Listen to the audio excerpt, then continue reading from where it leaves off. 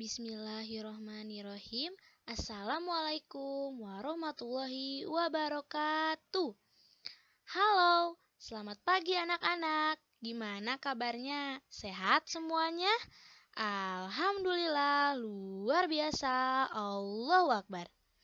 Pertama-tama, perkenalkan nama kakak Angela Indriani dengan NIM 20210621283.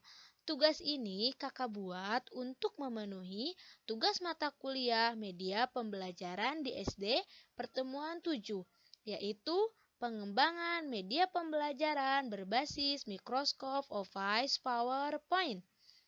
Oke anak-anak, sebelum pelajaran hari ini dimulai, kita berdoa terlebih dahulu ya. Berdoa dimulai. Bismillahirrohmanirrohim. Rabbi jidni ilman, warzuqni fahman. Amin. Kemudian, di slide selanjutnya, kita akan membahas sedikit tentang kompetensi dasar dan tujuan pembelajaran yang akan kita laksanakan hari ini. Kompetensi dasar 3.8 menganalisis siklus air dan dampaknya pada peristiwa di bumi serta kelangsungan makhluk hidup. Tujuan pembelajaran, melalui kegiatan pengamatan, siswa mampu menjelaskan terjadinya siklus air dengan baik. Nah, hari ini kita akan belajar tentang siklus air dan dampaknya pada peristiwa di bumi serta kelangsungan makhluk hidup. Apakah adik-adik tahu dari mana asalnya air yang kita pakai untuk kebutuhan hidup kita sehari-hari? Nah, air yang kita pakai berasal dari titisan air hujan, air tanah, dan berbagai sumber air di bumi ini. Air di bumi ini berubah wujud secara berulang-ulang tanpa kita sadari.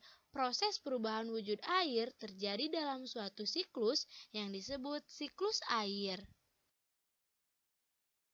Apa itu siklus air? Apakah adik-adik ada yang tahu pengertian dari siklus air? Ayo, siapa yang tahu? Nah, kakak akan jelaskan ya pengertian siklus air. Siklus air merupakan sirkulasi perputaran air secara terus-menerus dari bumi ke atmosfer, lalu kembali lagi ke bumi. Siklus ini terjadi melalui proses penguapan, pengendapan, dan pengembunan. Nah, di sini kakak sudah menyediakan gambar siklus airnya ya.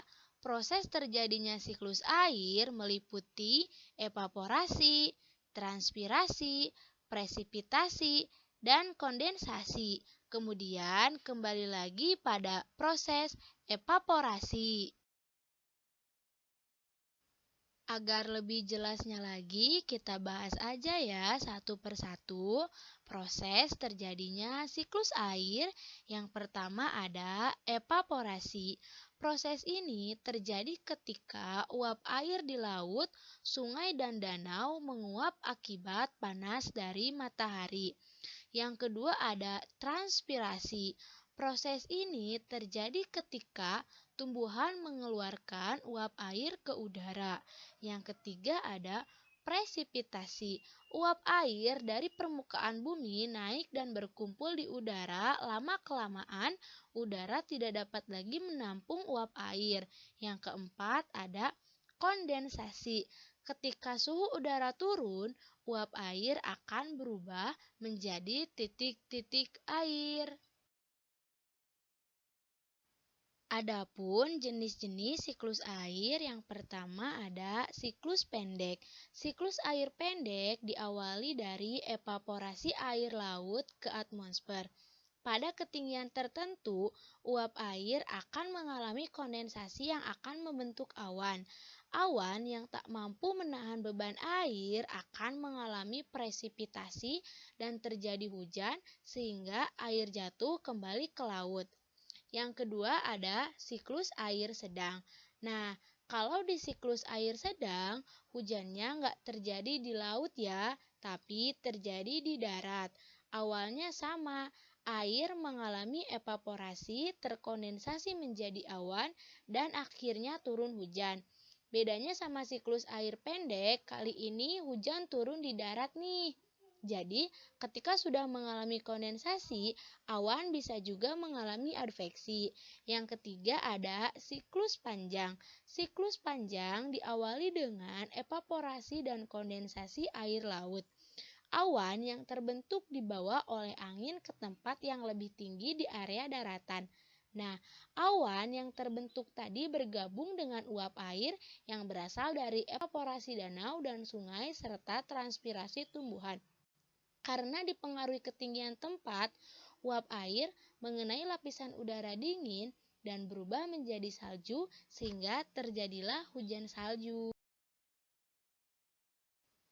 Penggunaan air bagi kehidupan manusia.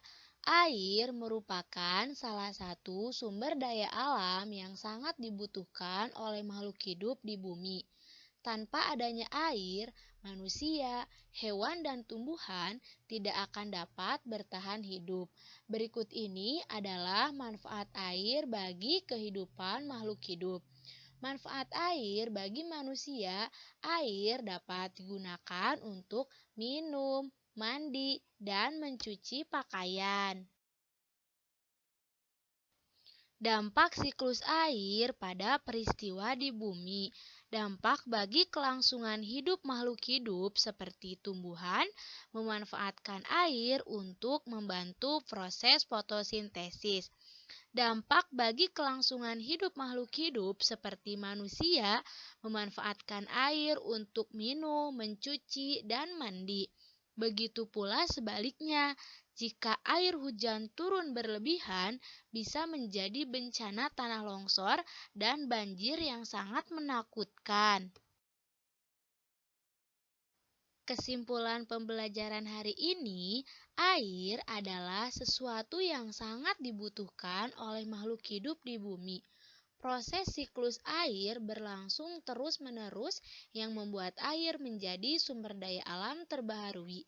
Siklus air adalah perputaran air dengan perubahan berbagai bentuk dan kembali pada bentuk awal. Pergerakan air di permukaan bumi yang dinamakan siklus air.